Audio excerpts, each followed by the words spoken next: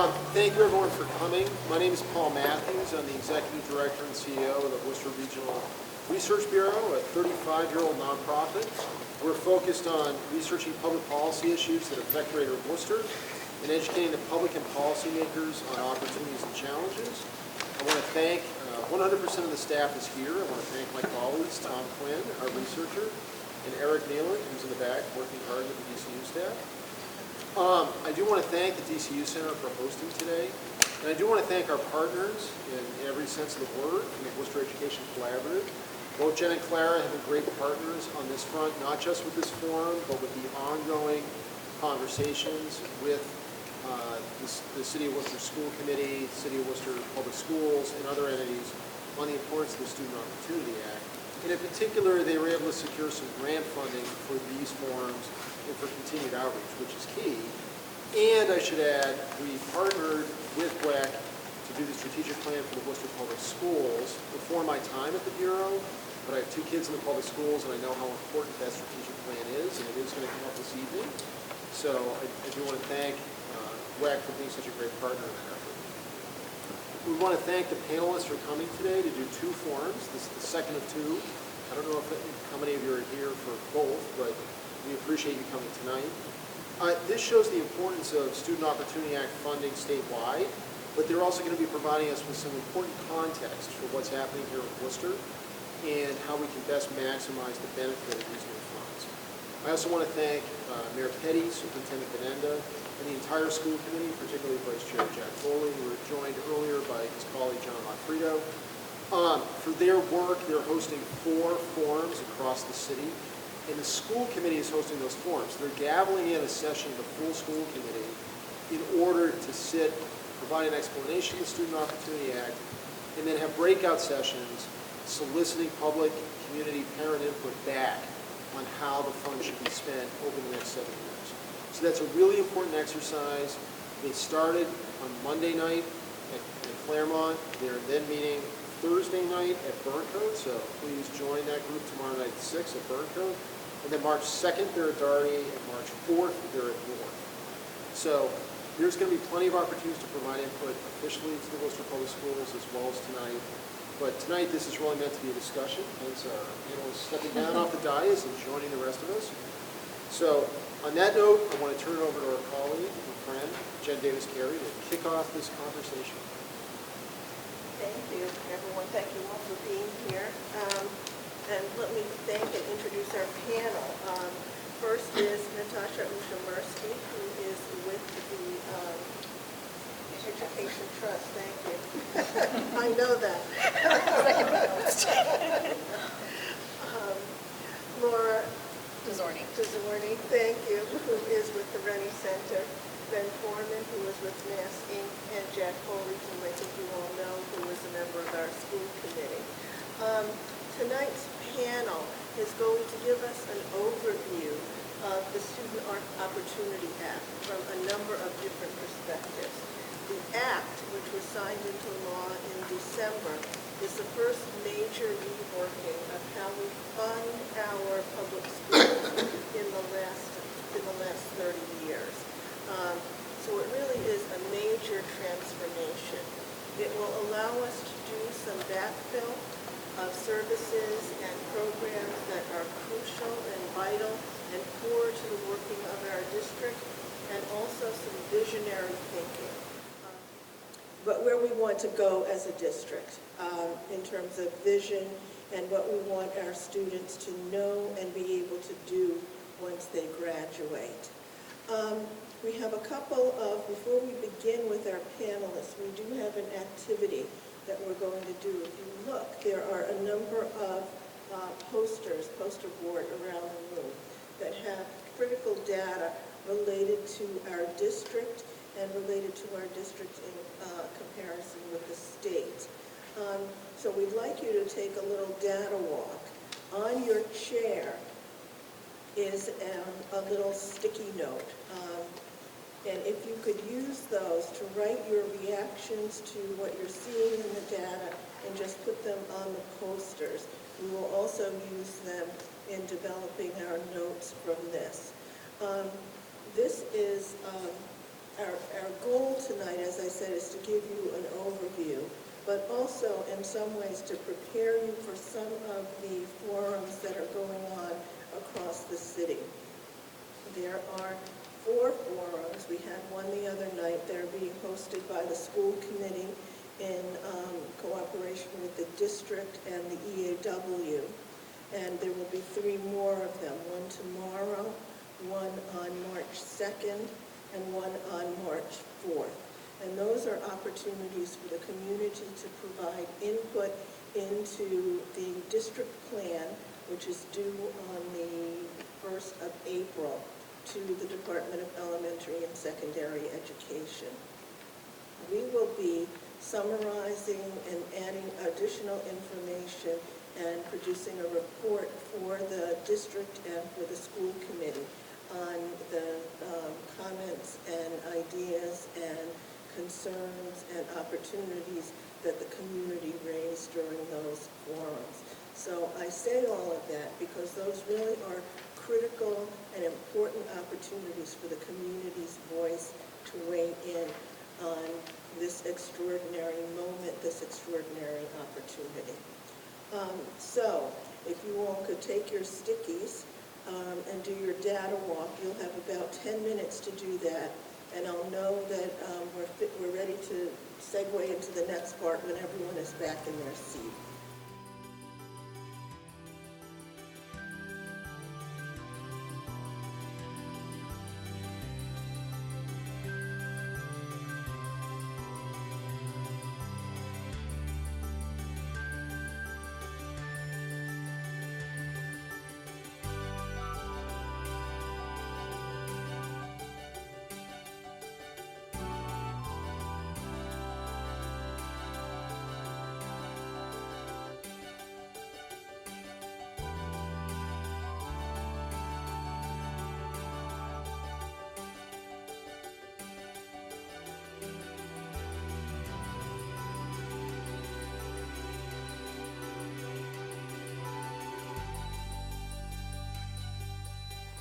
Looks like some of you already figured out how to do it. So we'd like you guys to answer the question, what data sheet stood out to you the most?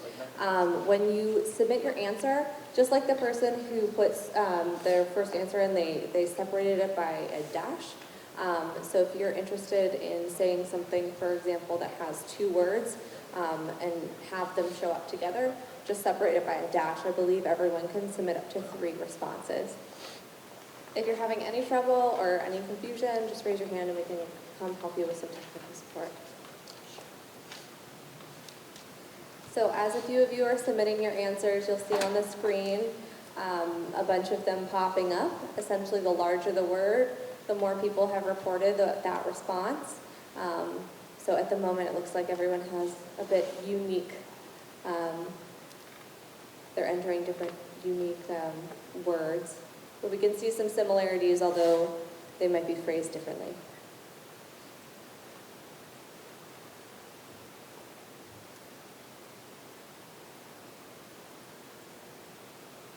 So I see discipline disparities has multiple up there, as well as guidance counselors,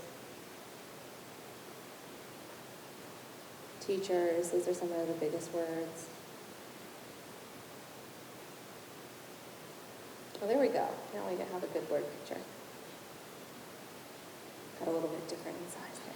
All right, great. So now I'm going to switch to another question, and I'll ask you to do just the same thing, just your response to question number 2.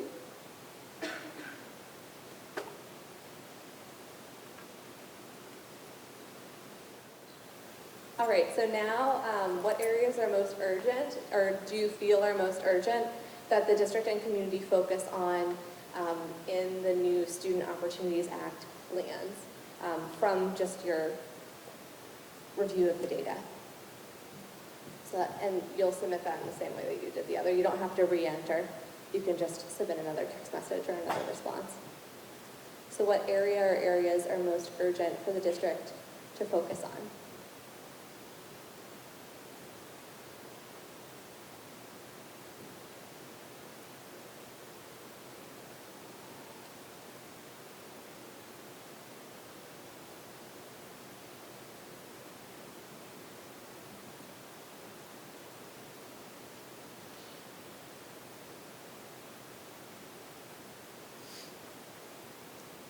Alrighty, so it looks like the responses here are a little bit loud and clear with the main word being diversity.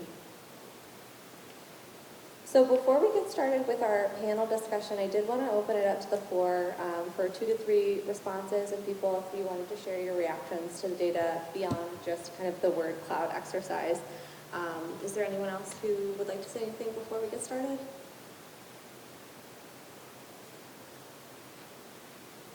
All right, we'll warm you up with having our panel discussion, go into kind of Q&A once we chat a little bit more. So I'm going to pass it back to Jen. First up is Natasha. Natasha, as I mentioned earlier, is with the Education Trust, and Natasha will be talking about implications for equity in the new Student Opportunity Act. So let me say just a couple of words about the organization that I work for. I work for a nonprofit education advocacy organization called the Education Trust.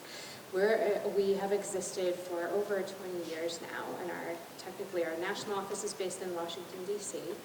We are squarely focused on doing both research and advocacy work around eliminating disparities in opportunity and achievement in our education system. We do our work in a number of different ways. We do lots of sort of research and data and policy analysis to try to understand what causes the gaps that we see in our education system and what we can do to close them. Do lots of advocacy work to push those ideas out into the world. And then we provide support both to practitioners, to state policymakers, to district leaders, sometimes even to schools that want to make a difference kind of within their building or in their institution, but also work with community groups who are trying to create change in their community. And so actually that's very much the core of our work here in Massachusetts. We have a small 2-person team here, and here most of our work focuses on supporting members of the Massachusetts Education Equity Partnership, which is a collective effort of social justice, civil rights, and education organizations from across the Commonwealth that do sort of different work with different constituencies, but are all committed to promoting greater educational equity in our state, which has a reputation for being #1 in the country, and yet when we peel back the averages, we know that we're really only #1 for some. So you can see some of our partners' logos here. WEC helped us get the whole thing off the ground, have been with us ever since, which has been a fantastic partner. And so really excited to be with you tonight. So I'm going to talk a bit about the Student Opportunity Act and the equity implications of that law. And I think if you take nothing else away from all the stuff I'm going to say, just this is the piece that I would love for all of us to remember, right? And that is that the Student Opportunity Act at its core is a civil rights law. Most of the increases in funding that are in the law are really meant to support to better support our low-income students and our English learners. That's where a lot of the increases in funding are coming from, and really kind of the law is also clear about the fact that districts need to use those resources in order to address disparities in opportunity and achievement. In terms of what the Act actually does, so it's going to increase funding quite a bit, especially for our highest need districts, right? So the funding is going to continue to increase over the next 7 years. This is the first installment that's coming next year, and then there's kind of going to be continued installments for every year thereafter. It also, as I mentioned, requires all districts to take action to address gaps in opportunity and achievement within the district and kind of help the state as a whole address those disparities statewide. And lastly, the Act includes concrete requirements around engaging with families and the community in deciding what the district is going to do with new funding. These forums are sort of part of Worcester's plan for doing just that. And as such, it really creates an opportunity to open up these decision-making tables. We know that oftentimes the communities that are most affected by some of these decisions that we make about how to use money don't get to be at the table when the decisions get made. There's a real opportunity to change that. So, as I said, there's a number of ways in which the Student Opportunity Act targets this concept of equity. But what do we mean by equity? And so bear with me for a second. I want to just go through a few graphics that I did not create. These are all from the Center for Urban Education. There's lots of images out there that try to help explain educational equity and why equitable does not mean equal. This is just my favorite of the moment. So I'm going to go through these. So oftentimes, when we start thinking about educational improvement, we start with, whether on purpose or not, but with this idea of, if we just give the same thing, if we just improve in the same way for all students, right, we're going to get to equal outcomes. That presupposes that we're starting with equality, right? That we're all students are starting from the same place. The reality is that our white and higher income students have quite the leg up within our system right now. With all of those, you see the ladder all the way on the left-hand side in the second graphic. There's all sorts of supports that they're receiving, including access to better courses, more funding for their schools, all sorts of support outside the schools, and so forth, right? Our students on the other end of the spectrum, our students, mostly our low-income students and students of color, are not getting those advantages, and they're starting kind of from behind in terms of the opportunities that are available to them. And then on top of what's more, that's not the end of the picture, right? The fact that we know that there are there are racist and classist aspects that affect our schools as well as life outside of school for our students of color and low-income students means that last ladder is not just longer, it's broken. And so when we talk about equity, we need to be talking not just about how do we lift everybody up, because imagine if we used all of that funding and we just added the same block underneath all of those three ladders, yes, we would lift everybody up, but those inequities would continue and the ladders would continue to be broken, right? So we need to, in a very targeted way, address those breaks and address those disparities. So what does that mean? I am going to talk briefly about a few examples from a paper that the Massachusetts Education Equity Partnership actually released last week called Troubling Trends, Promising Opportunities. And in the paper, we highlight a few things that we think districts can really do in ways in which they can leverage the Act and its new funding to make a difference for kids and start to address that third ladder. The first is to make sure that the resources that are coming into the district are going to the students that they're meant to support. Oftentimes, money gets to districts, and then it proceeds to go to the wealthier schools, which might have the greater advocacy capacity for themselves, right? And we see some of the strongest programs being offered in some school buildings and not others. So that's sort of one area. Turning that upside down is one area. Meaningfully engaging with students, their families, and the community, right, is another area, and really opening up those decision-making tables, making sure we're listening to our families and our community members.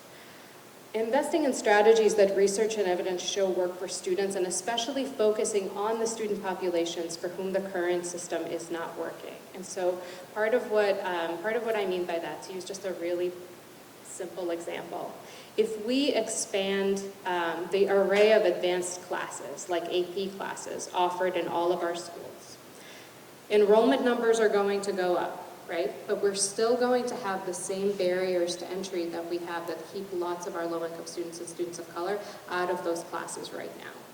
Unless we take steps to address those barriers, we're not going to address the inequities in who winds up taking the classes and who winds up succeeding in those classes. So just opening up access is just the beginning of the process, not the end, right?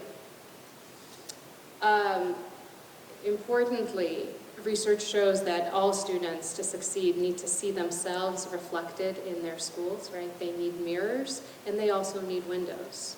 And yet today in our school system, our students of color, our low-income students, are mostly getting windows.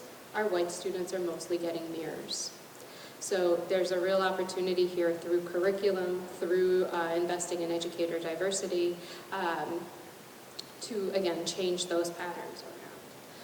And finally, we need to monitor progress. And we need to monitor progress. Remember what I said, we can open up access to AP and our average enrollment might go up, but that does not mean that the demographics of the students who are getting access to those courses are changing, right? So Simple kind of takeaway is disaggregate everything. Whatever it is we're tracking, be it student survey results, be it discipline rates, be it assessment results or graduation rates, we need to look at progress for each individual group of students, because otherwise we know that our averages just mask huge disparities, and we can allow those disparities to continue. So for more information, please check out the paper, and happy to answer questions. So hi everyone, again, I'm Laura DeSorni from the Rennie Center for Education Research and Policy. We are an independent, nonpartisan research and policy center based in Boston, but focused on all of Massachusetts. And our mission is really to make sure that decision-making in education is based on deep knowledge and evidence of effective practice. And so I can talk more about what we do if people have questions, but really tonight I'm here to talk more about what you all did in the Worcester community through your strategic planning process, because the Rennie Center was fortunate to be able to help facilitate that process. So we did a lot of the behind-the-scenes work to help make sure that things moved forward, that we were engaging the community, that we were working directly with a lot of the stakeholders and leaders in the system, and putting together a document that was going to reflect the wishes of the folks who were involved in that process and the wishes of the folks throughout Worcester. So the Worcester Strategic Plan, as was mentioned before, was a product of the Worcester Education Collaborative and the Worcester Regional Research Bureau in collaboration with the public school district. And again, we played kind of the behind-the-scenes role, but what I really want to emphasize is that this process went through it started in June 2017, it lasted through January 2018, really a little bit beyond that, and over that time we met face-to-face with over 400 individuals from the Worcester community. We had a survey that reached out to almost 200 more, and then we had about 70 people who were involved on an ongoing basis in different committees, subcommittees, kind of working groups, opportunities to weigh in specific topic areas. So the reason that I'm here today is to talk about how that planning process, which really was tried to be as inclusive as possible, can now transfer over as the planning process continues for the Student Opportunity Act. And I think there's a lot of opportunities for alignment across the two, and to think about how can we take that document and some of the work that's already gone into this process of community outreach and engagement, and as we start planning ahead for the future and how we think about the resources that are coming into the system. So the final design of the strategic plan had 5 major categories that we were focused on: culture of innovation, academic excellence, welcoming schools, investment in educators, technology, and operations. So those are the 5 big categories. I'm not going to go into too much detail about those now. There are certainly many more details in the plan if you care to look. I did want to highlight this graphic that I put up on the screen. This is directly taken from the strategic plan. And this shows what the vision of the school system in 2023 is like, because the strategic plan is meant to capture the years 2018 through 2023. And I'm not going to read through it, but as I'm talking about the next section and some of the overlap and alignment of priorities between this plan and the Student Opportunity Act, I think you'll start to see a lot of the comments, a lot of the content that's on here reflected in some of the areas that the Student Opportunity Act is meant to address as well. So on that note, just to go into a little bit about how the law is structured. So the Student Opportunity Act requires districts to put together a 3-year plan on how they're going to implement the law, and specifically the evidence-based practices that they're going to use to close some of the disparities we've seen historically between students of color and their white peers, between low-income students and their non-low-income peers, and other gaps beyond that, so students with disabilities, English language learners, and their peers as well. And in order to do that, the law lays out 9 different categories of types of evidence-based practices that schools can use and put in their plans. I'm not going to read out the 9 categories now. I certainly can do that later if people are interested. But of those 9, I want to actually zoom in on 4, that there's a lot of alignment between those 4 categories and what we saw coming out of the strategic planning process. Because I think there's a tremendous opportunity here to, again, start to use this planning document and really put it into action and see how we can move it forward as part of this implementation plan. So, again, the 4 areas that I want to highlight, the first one of them is in the Student Opportunity Act, it's listed as purchase of curriculum, materials, and equipment that are aligned with the statewide curriculum framework. So basically the materials that teachers and students are going to be using in the classroom. In the strategic plan, this came up in a couple different ways. One was in early interventions for literacy and math. So basically, how are we going to be working with students starting when they're young to help those who are coming into school or falling behind in their early grades, make sure that they're able to catch up by the time they reach 6th grade. And so this was certainly one of the priorities that came out as part of the strategic planning process. There's already a lot of work being done and interventions happening in schools.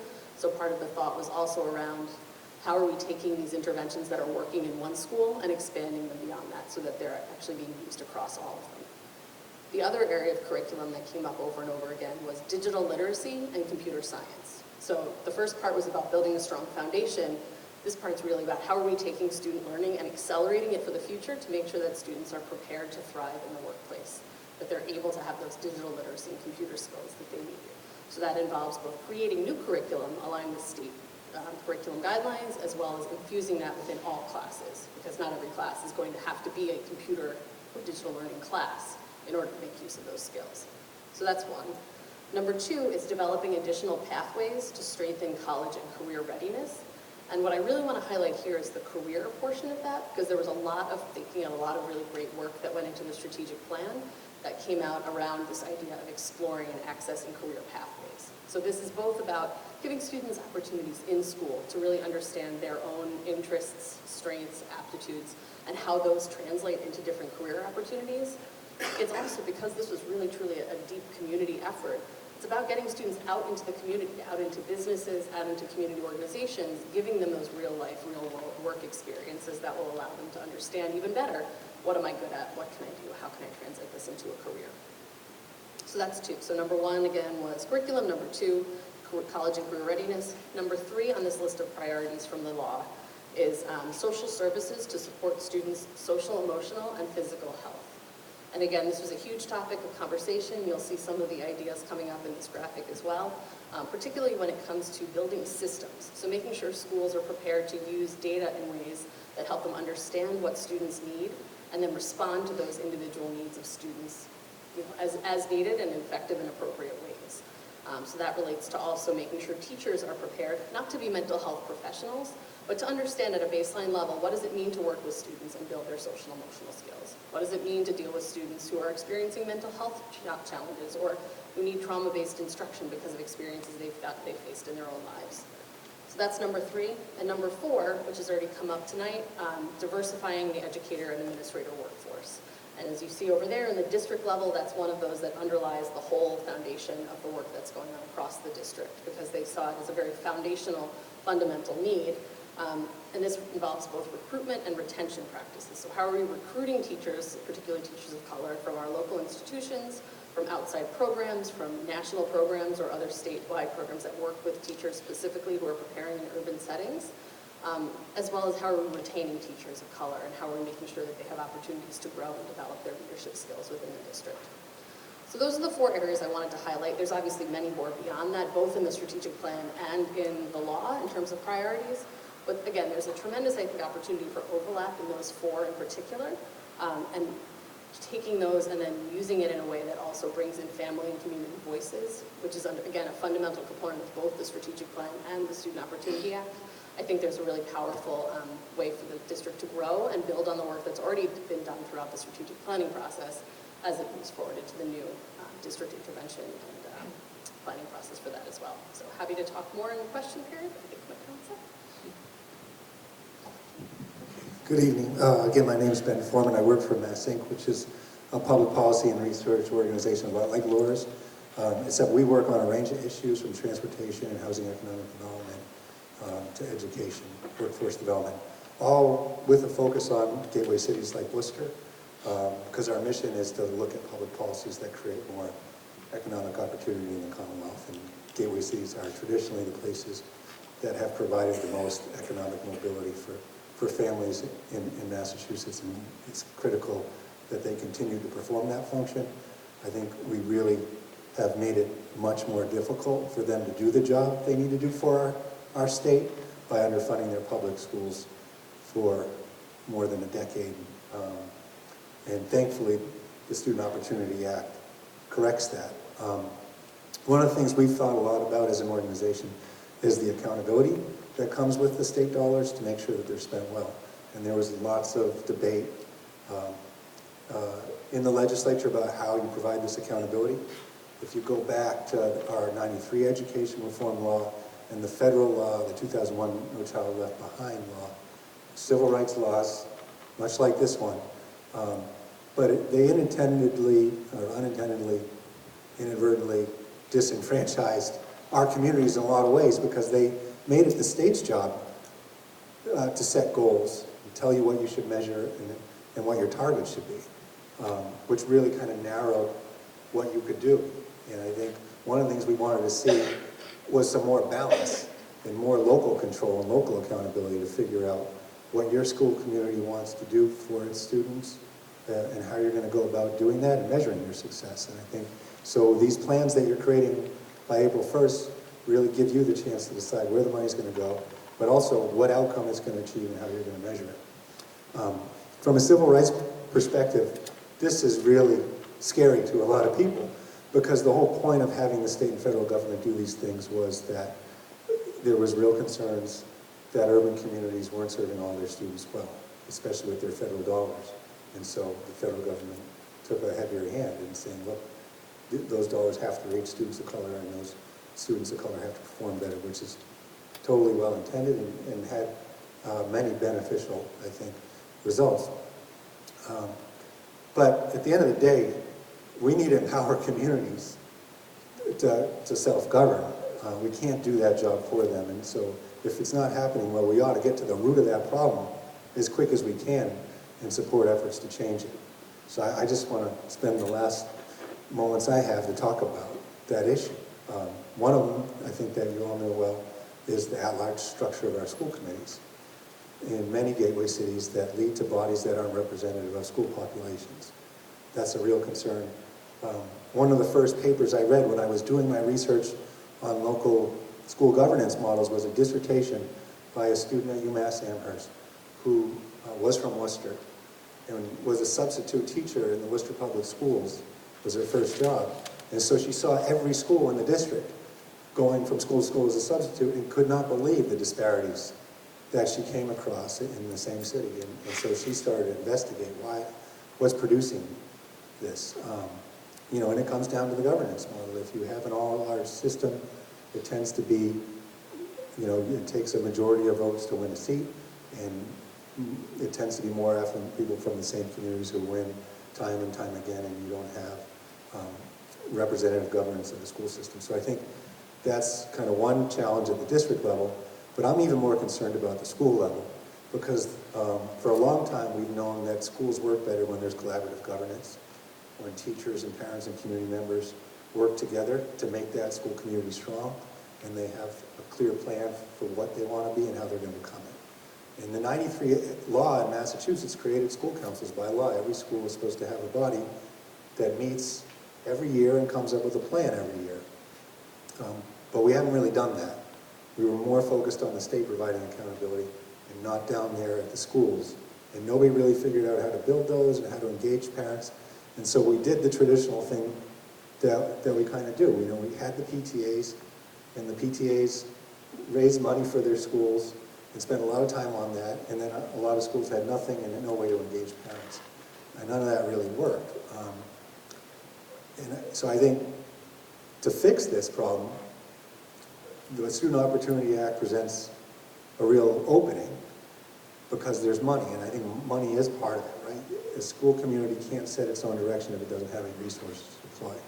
So part of it, I think, has to be about giving school communities authority over some of their budget so that they can say, this is what our community needs, this is what our assets are, this is how we're going to invest in them, and how we're going to go about achieving what we've identified as something that's critical for our students to have. I think that would do a lot of things. It would give parents a reason to spend their time because now the decisions that you're making at the school level are very meaningful.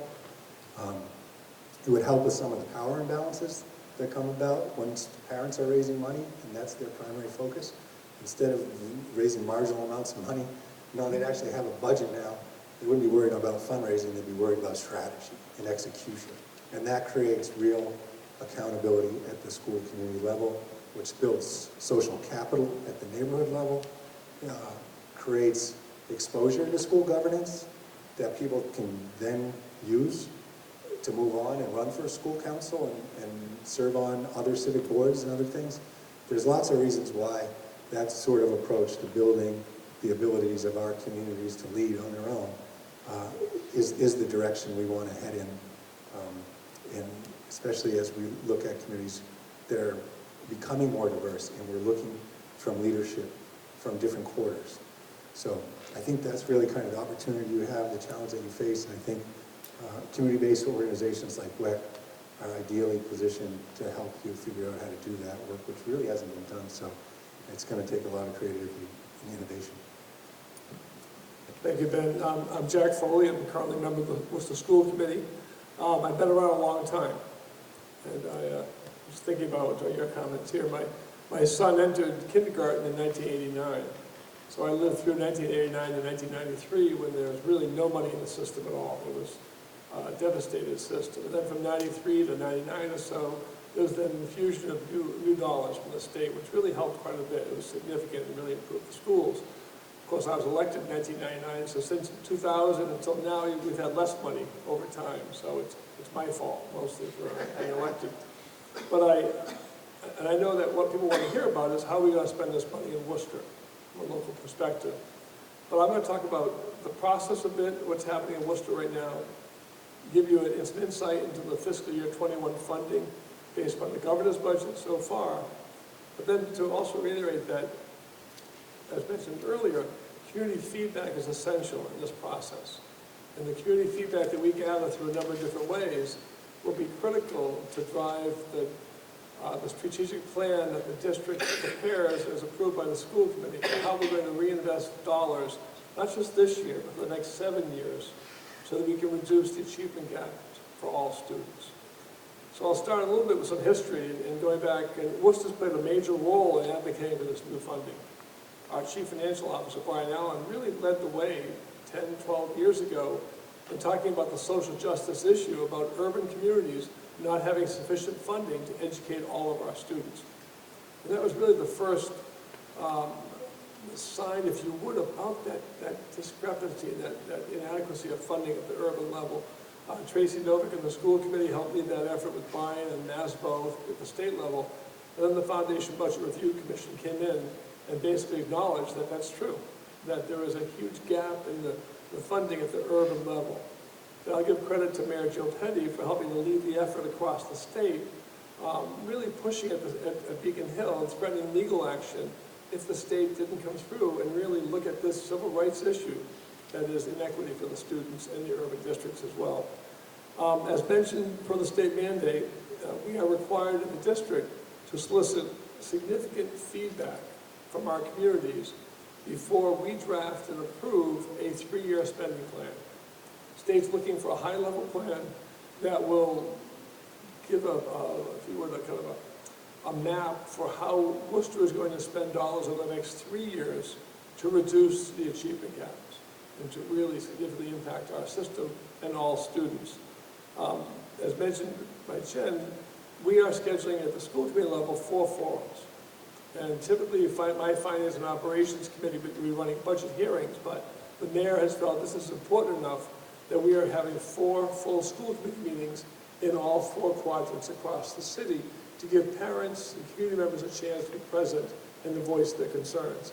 At the same time, many other organizations are holding their forums, and they're going to be soliciting feedback and giving that information to the school committee and to the administration as we prepare our report. The Latino Education Institute, the Worcester Education Justice Alliance, the WEC, and the forums here. We're going to site councils, asking site councils to provide their feedback as well, going to the Citywide Parent Advisory Committee, the Special Ed Parent Advisory Committee, and the English Language Learner Parent Advisory Committee. So we get the feedback from the parents from those different organizations that are there. Talking to our own educators and getting their feedback. They're in the building, they're in the classroom. What do they see as the high-level needs that are there? Talking to students and student advisory groups, looking at online submissions, written submissions from outside groups and other entities. So we are looking to generate significant feedback.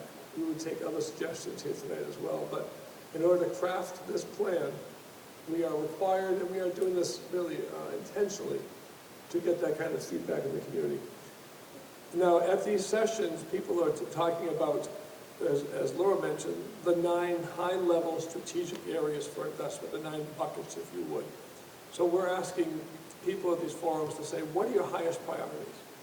What do you think we should be investing our dollars? And getting their feedback and table discussions, as well as physical dot voting. So we're getting empirical data at these sessions that will drive our report as well.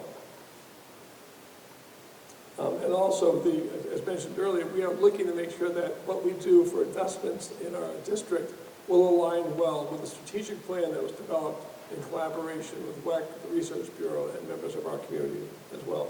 The plan is for the administration to draft a proposal for how we're going to spend these dollars, give that to the school committee for discussion, and for ultimately a vote at our March 19th meeting for submission to the state by April 1st. So how much money do we have? Everyone's ready to spend. Well, hold on. Worcester will be getting $98 million in new funding over the next 7 years. It's not inflation, but $98 million there. For this year, fiscal year 21, we'll be seeing $15.7 million in new funding, slightly over the $14 million annual average that you would have if it was 1/7. The inflation factor is 2%, which will bring $7.7 more to the district. The bad news there is that our current inflation is 3.8%. So even though it's $7.7 million, that's about a $3.5 million shortfall, if you would, based upon what our real costs are. We've had a modest enrollment decline of about 400 students this year, so we're going to lose about $4.2 million in funding there as well. So the total change for all of that is about $19 million. Now from that, you need to deduct about $264,000 for charter schools and choice, $2.9 million for existing programs and grant-funded operations that are not going to be renewed next year for a variety of reasons. So if we decide to keep, thank you. So if we decide to keep those existing programs, it's going to cost us $2.9 million more. So down the list, I'm almost done. So that gives us $16 million of existing new dollars to spend. Now, to maintain our existing level of service of all the folks in the system and all that we're currently doing, it's about $14 million. So we really only have about $1.9 million to $2 million of new money to spend this year. Now we spent a lot of money last year on new positions, and we spent $1.3 million this year on additional positions in critically important areas. Counselors, advisors, special education teachers, 19 positions that we hired. So we've spent some of those dollars already, but we have fewer dollars to spend for next year than we would have liked. But if we didn't have this new money, we would be talking about $11 to $12 million of reductions for next year. So it has played a very important role for us going forward. Last two comments. We do expect this to be a 7-year deal. So we are expecting $14 million or thereabouts every year for the next 6 years. So the discussion is still important. How do you prioritize your funding and your spending? And the last point I'll make is that in the governor's budget, they did not adequately or properly fund the rate for low-income students because they felt they could not impact the budget proposal at such a high level. So they did not change that rate as they were supposed to do. If we were getting the proper 1/7 rate for lower-income students, we'd have an additional $6.8 million in our budget this year. So one of the advocacy lessons for this next springtime with the House and the Senate is to push to get that rate back to where it belongs, and we'd see $6.8 million coming to Worcester. There's much more work to be done. There's a lot of work in front of us still with the drafting of the document, the vote of the school committee, and the approval of the fiscal year 21 budget in June by the school committee. Thank you.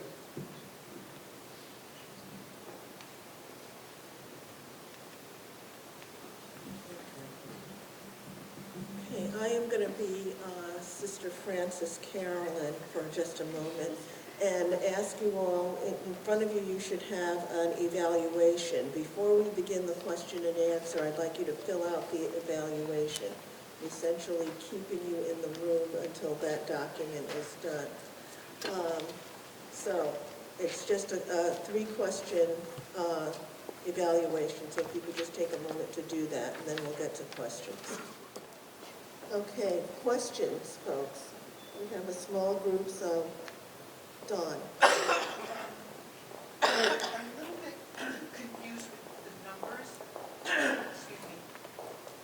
So if Worcester Public Schools is getting an additional $15.7 million under the SOA, that money is going to be added to whatever Worcester Public Schools is currently spending to address those issues. So all of that money has to be used to address disparities between ELL, people of color, low-income students. Is that correct?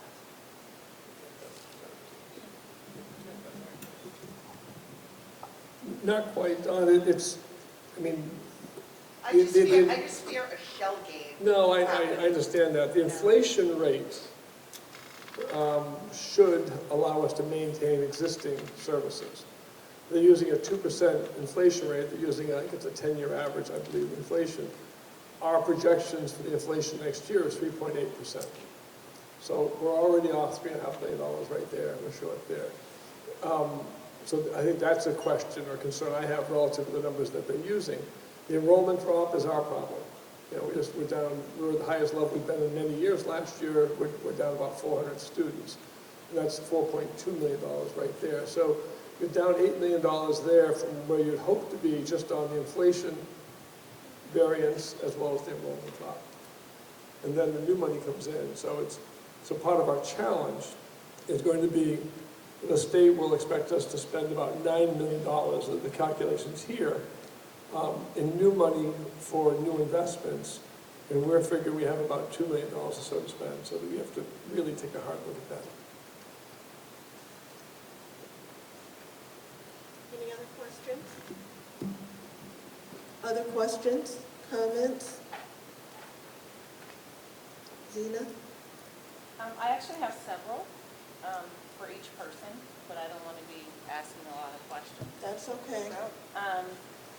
So, just for clarification, because the word community keeps coming in, and so I just wanted some clarification about how we assess community. And so, Natasha, you made a statement that resources go to communities with the greatest advocacy capacity for themselves. And so what is this advocacy capacity of which you speak? So what I meant to say was, and we see this, we were just talking, I use your Boston example for a second. Please do. All right, so actually, would you like to tell the story? This might be helpful. So I live in Boston. I live in the neighborhood Charlestown, which traditionally is one of the better resourced, more high-performing neighborhoods of the city. And the budget is just coming out now in Boston, as it is in every other district. And there was an email that went around among the parents in the community that I happened to see a copy of, where they basically said they're going to be fighting to make sure that Charlestown is financially favored in the budget. Under any equity lens, using an equity lens on the budget, I'm not sure that Charlestown should be financially favored in the budget in that way. However, the parents are already organizing and they're going to be getting together to make sure that this happens. Again, not to say that there aren't deserved resources put there, but there are other communities that need it probably far greater ways. So I think that's probably an example of what you're looking at, that parents are really very attuned and tuned into what's happening at the city level, whereas in other communities that might not be the case for a variety of reasons, language barriers, historical disenfranchisement, lack of trust, et cetera, et cetera. Exactly. None of this is a reflection, obviously, on the communities, right, that we're talking about, but much more about sort of just what happens is that, frankly, the wealthier, whiter schools tend to quickly organize themselves and start advocating for themselves and get the resources to themselves at the expense of other schools across the district. We kind of see this happen across states and across the country. Yeah, I mean, I would add that also what happens is when communities of color advocate for themselves, they are ignored. Yes, absolutely. Right, and so it's not just the community, it's a system and institutions which decide to disregard people. And so I think that's important. So it's not necessarily a lack of capacity, it's a value. And then a question for each one of you, because Natasha, I think you brought up mirrors and windows. And so I'm just curious for each one of the organizations up here, what are the mirrors and window capacity within your organization? What's the diversity look like? in the strategic planning within each one of your organizations? I can start. So the Ed Trust is led by former Secretary for Education under President Obama, John King. Most of our leadership team is people of color. Our board is quite diverse. Our staff is also quite diverse. It's actually something we've been paying a whole lot of attention to over the years, and it's something that has frankly made us better. You know, here on our Massachusetts team is 2 people, myself. I am a refugee from the former Soviet Union. My coworker is an immigrant from the Dominican Republic.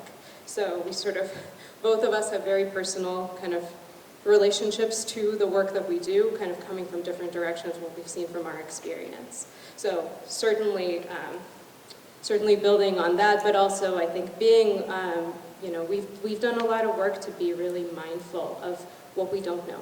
I know for me that's been a critical kind of area of growth over the years. Yeah. No, thank you. I really appreciate your question. I think it's one we don't talk about enough publicly, so I think it's a great start to the conversation. So the Rennie Center is a majority white organization. We've had a few people of color who have left over the years, and we're currently actually kind of digging into some of the reasons for that and why we are having trouble retaining some of those folks. So I will be the first to admit we have a long way to go on the journey of understanding both our own culture and our organization, as well as the communities that we're working with.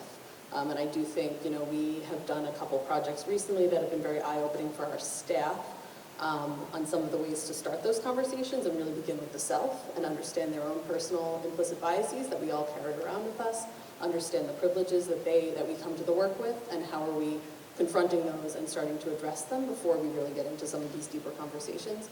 But again, it's worth the starting point of a much longer journey. So, you know, I'm happy to go into more specifics if you'd like, but, you know, I can really, again, acknowledge up front, we are a mostly white organization with a white board. It's something we're trying to work on now. A majority white board, it's something we're trying to work on, but again, we have a long way to go. We've made a lot of progress in the last few years. We have 3 Latina staff members, we have an African-American staff member, and we're only 11 people. So Are they in leadership positions? 3 of the 4 are. And we're a small organization, you know, and so we're probably reflective of the Massachusetts population, but certainly not reflective of the communities we work most deeply in. So we have further to go in our board. Interesting, because we're nonpartisan, the more effort is focused on the board level, trying to get Republican members of the board, so that we have a balance of Democrats and Republicans. But we've also increased the diversity of the board, but it's still not where it should be. I think, Zena, there's no surprise that the 7 members of the school committee, 6 elected, all white, and the mayor is white as well.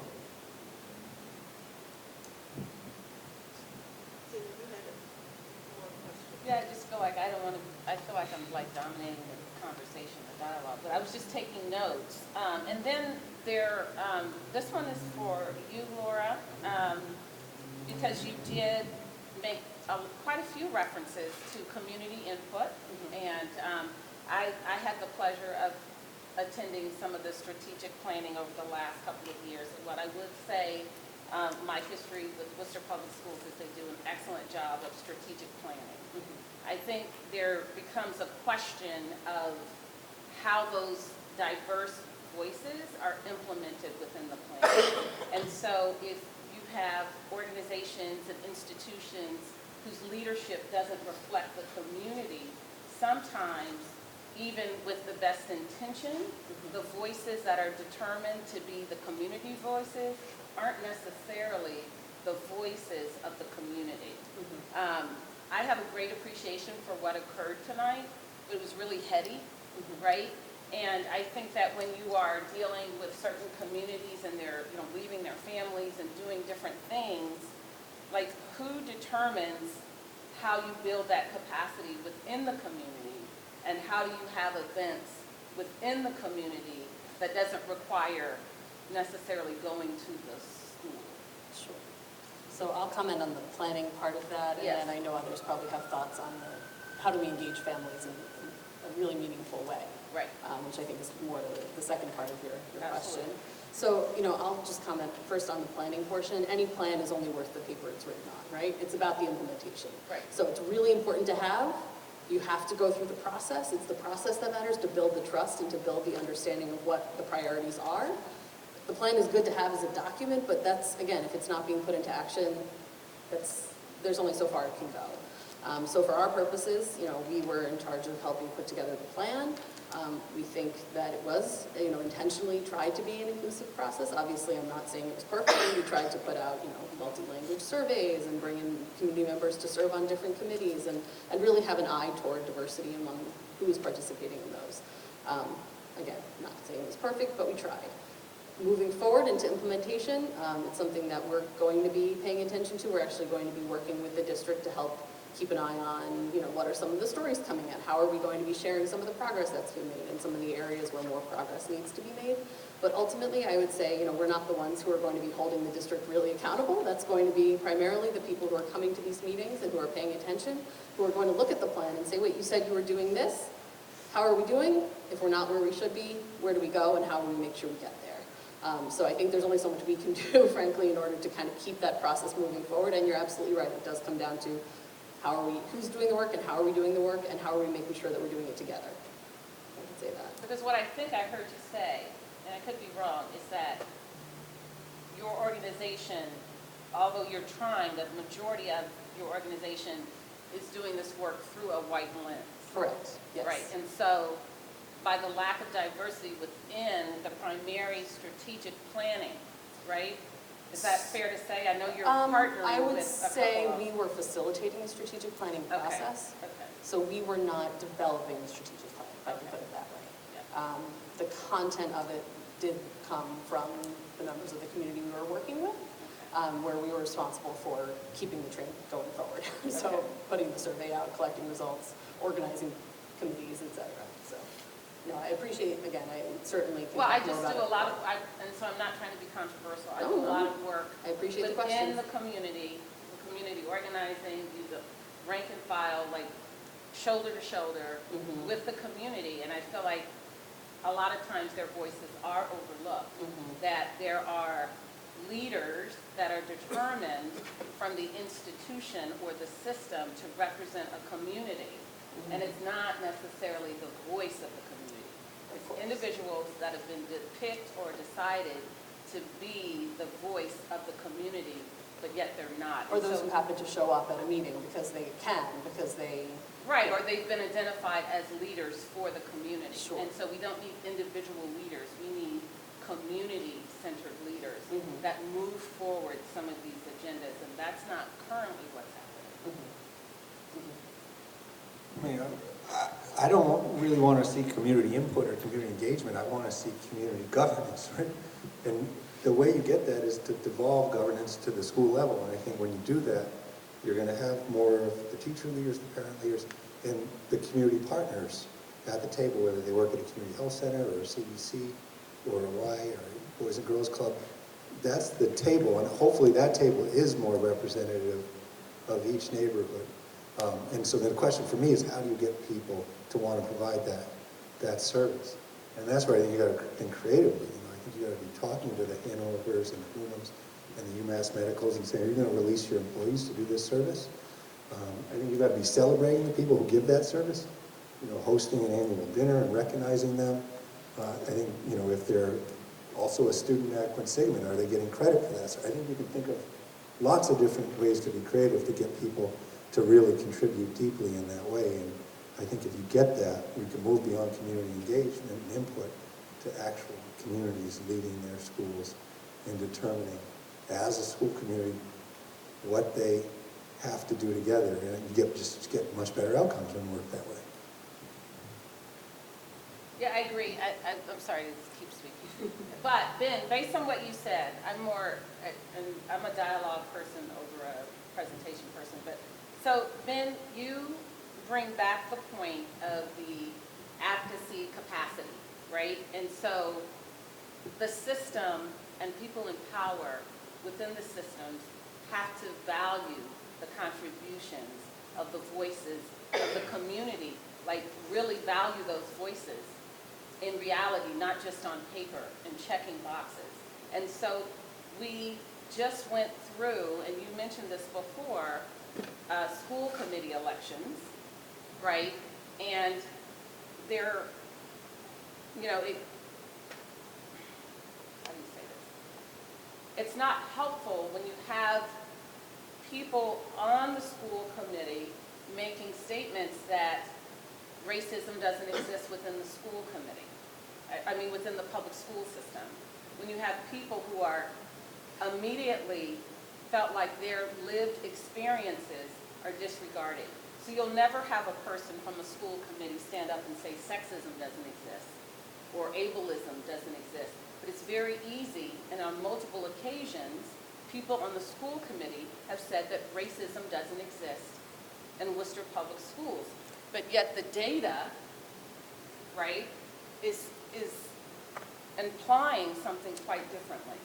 And this is how you lose community members, because their very existence and their lived experience is not valued, and it's allowed to be devalued by the voices of a person in power and in leadership, and no one else on that committee has spoken against that. And yet, so this is where you have these different conversations, and this city needs to come together and have some honest dialogue and conversations about what's happening to the most vulnerable members of our society, which are the children. And right now what's happening is that we keep talking about social and emotional issues, trauma-informed schools, but the way it's structured, we're complicit in creating the trauma. I'm going to break a rule here I'm of sorry, moderating I'm sorry. and jump I'm sorry. right into this. But I think what you're saying, Zena, goes to something that you said, Natasha, that we only use it in reference to the students, the concept of mirrors and windows.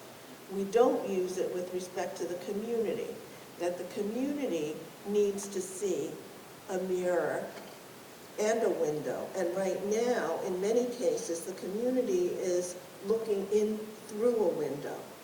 Correct. And not in the room, not certainly reflected in terms of a lot.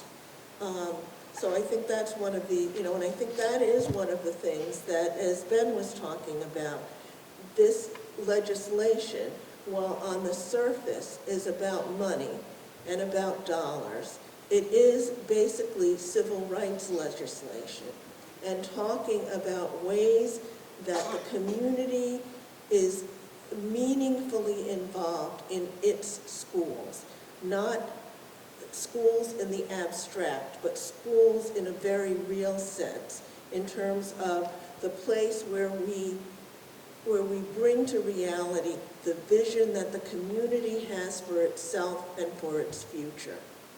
So, are there other questions, other comments? Bertha Lena.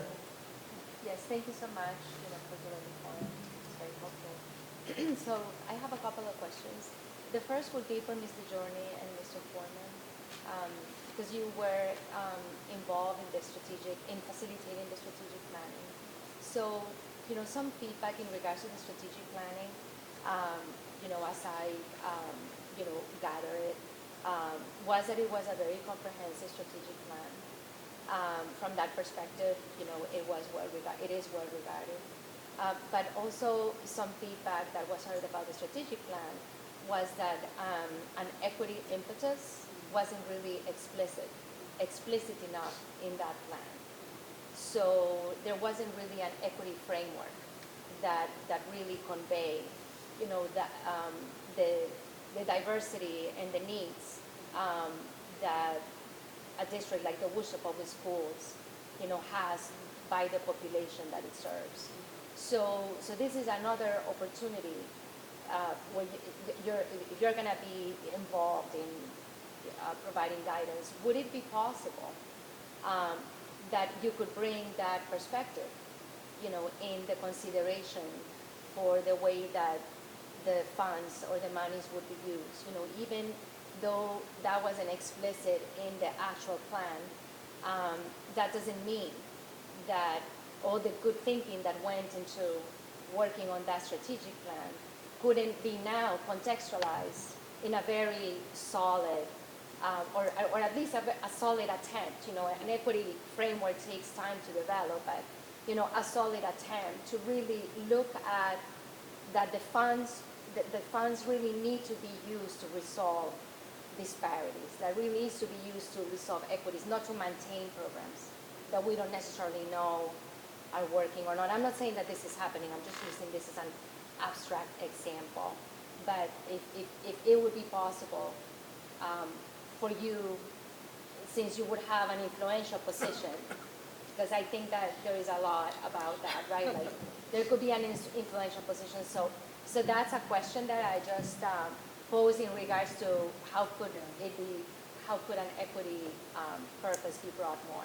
I agree with you 100%. I'm not sure we have an influential position. We're doing some work to highlight the progress on the strategic plan, not necessarily on how the dollars or any of the funding will be used, more just we've laid out some metrics.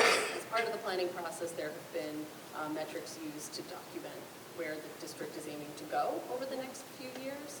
So there is a good opportunity there. I think that if there was an opportunity to look at metrics that are related to school culture, climate, and variables that are usually not aligned with the heavy accountability measures, but that do tell story about inequities, disparities in equity. I'm just bringing this to the forefront. No, absolutely. I think that would be And then for Mr. Foley, my question, we have been involved, many of us, and I have certainly been involved in, meetings at the Department of Education, at other districts, in other communities, where the issue about the dollars that districts are getting, and as you know, there are many districts that are actually not getting any dollars, right?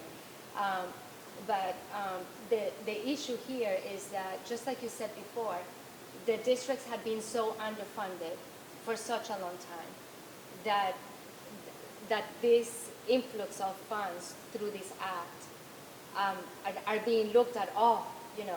Now this is something that is gonna help us stay abreast, because otherwise we would have been at a deficit. You actually mentioned it.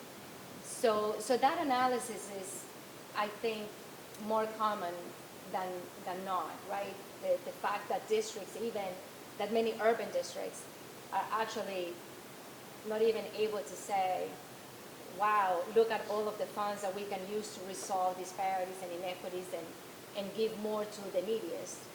But, this funding is going to allow us to maintain our operations, and then the 2.1 million left, that may be what we could juggle for it, right? And I understand that from the budget perspective, but my question for you is, as a school committee member, would it be possible to raise questions or to bring, to put that perspective to the test? I've heard it a lot from other districts, where the only way to use funds is not through maintenance of programs, but there are innovative ways of reorganizing funds, that there is an opportunity for revision of certain programs and different ways in which things are done, that the opportunity of equity doesn't only come through the allocation of funds, that you could actually have the same level of funding. You could actually not even have had the Student Opportunity Act and still make equity a priority through innovative reorganization and restructuring. So I just wanted to bring that, so that the whole issue is not about the money. No, that's right. A couple quick questions. One is, I do think that if the equity framework wasn't put forward strongly enough in the strategic plan, it is required under the Student Opportunity Act. So that right in front of us is, what is our plan for the next 7 years, or our written plan for the next 3 years, for how we're going to invest these dollars, these new dollars in their parlance, to reduce those achievement gaps, to really serve those students who've not been served, and those students up here who are really struggling in many ways. So the state is looking to hear from us as how we're going to do that. Now, this year we're short on the dollars that are there. The state is going to still be insisting that we invest $9 million into students who are struggling and who those gaps exist. So we've got to take a hard look at that. And how are we going to be able to dedicate those kinds of dollars to the state? I'm a real believer in not just saying, not making the assumption we're going to continue all the existing programs, especially if we're going to be short these kinds of dollars. And let's take a hard look at our programs and what should we continue, what should we not? How do you redirect money? I will say that in the past 10, 15 years, as you know, we've been struggling financially in all areas and trying to provide for special education and not doing that as well as we should, trying to provide English language learners and falling short there, and then other programming that has been falling, it's really across the whole system. So we've struggled with the funding, but we have got to, under the new regulations, we have got to identify where those investments are going to go. I will say that my take is for the first proposal coming in the next month, it's not going to have enough time for that level of discussion or detail to dig deeply to say, all right, how do we redirect some money here and there? But in this budget discussion for 21 and then going forward, we're going to have that conversation about how do you redirect some significant dollars to serve students who are struggling. So one of the things I'm struggling with as we have these forums, I've been to two now, is the way that the messaging is being delivered about what this task is in front of us. And when you move quickly to the money that's really available, it is critical in terms of how you convey the messaging as to how you are empowering or disempowering the people in the audience to be able to respond. So when we go from there's $17 million out there coming in the next year, and in subsequent years could be more, and then we say, well, we have to take this out and we have to take this out because we've got inflation and we've got to help maintain the existing system. When you say that, I go, I'm going to maintain a system that gives me this kind of results? There's a big problem there. And so if we don't reposition the lens on race and equity, then we're just going to be saying we're putting, out of the 17, 15 million towards doing this again. And by the way, we've got 2 million we might play around with 9 buckets, unless I'm completely misunderstanding this. That's right. And my concern is, I don't hear from our leaders that we have to be changing the lens and the prioritization.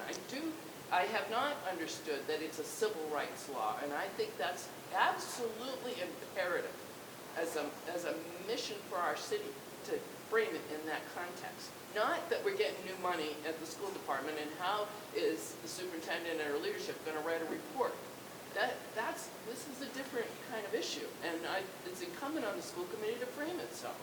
I also think that we're talking about a series of 5, 6 forums in which there's no subsequent conversation about what happens next. It's, a report goes in March 1st, and then what happens to all the people in the city who are going to be impacted by the fact that a report went in that's going to cover 3 years of funding coming up. And nobody's talking about what we need to be doing about keeping the active conversation going and keeping people engaged so that we get more input from people that are represented in our schools. I'll just make a quick comment from the school committee point of view. We learned ourselves this past 6 days that the dollars that we thought we'd be getting are not going to be there. And so we're still absorbing that right now. We really haven't had a conversation as a school committee about how we're going to address this, how we're going to deal with these issues here. It is absolutely a social justice equity issue, and that's how the new money is coming in. We framed the deficit in that way, and saying that the urban gateway cities are struggling and didn't have enough money to educate our students. The state's given us more money, ostensibly, and so we are held to that standard there. Again, we just got also the template from the state last week, which is a little bit late, but depends on what level of detail they're going to require from the report April 1st, from my point of view, to determine where that next discussion goes. I don't think there'll be I think the real discussion will happen for the fiscal year 21 budget, the fiscal year 22 budget, about where those dollars are being allocated. But I agree, especially when we don't have enough money to really attack some of the problem areas. we need to take a look at reallocating some of the dollars that we do have. But I appreciate what you're saying, Jack, and I know you have given your life to this in many ways. But to say that we're still focused on whether we have enough money or not misses the point in terms of city leadership standing up and reiterating again that despite the changes that have happened at the state level to get this new money, we still have a huge social justice issue here. And the city leadership has to own that and own it with the families that are impacted by it. And, you know, I get there, we don't know what the state's template's gonna be and what their timetable's gonna be and all that. But in the meantime, we still live here. And we know this is a huge issue. And those results should be on the front page of the goddamn paper with regularity against our measuring where we're moving on this stuff. Whether we have the money or not, we have the voice. And we need to demand of our public officials to be more vocal about it. Again, I think that conversation is still in front of us. Yep. Yes, and I totally agree with what she said, but also you can maximize your resources by looking at some of the intersections on this. So some of these, there's no intersection between ethnicity and low income. It's not pictured here, but there's systems and institutions that guarantee that if you're a certain ethnicity, you're probably going to be low income. We need to be looking across the city on ways of employment, opportunities, healthcare. There's a lot of things, the way that this chart is created is not showing the intersectionality between ethnicity and disabilities and low income and ELL services. So it's kind of, excuse my language, whitewashed about the realities of the suffering of the children in the city. This doesn't show it. I would agree with that. And I think that the need to cross-tabulate a lot of that data to see even school by school what is happening, neighborhood by neighborhood what is happening, and have a better picture across the city for where some of those gaps really are. And when you're willing to have that dialogue honestly, when with people, legislators, people in power are willing to have that conversation with the community, this entire building will be filled. When you honestly want to hear the voices and not talk at people, but have dialogue with people, you will fill this room. But until there's evidence that people in leadership are willing to listen in order to have those diversity of voices part of the decision making, this is going to be the turnout. Any other questions or comments? All right, thank you everyone for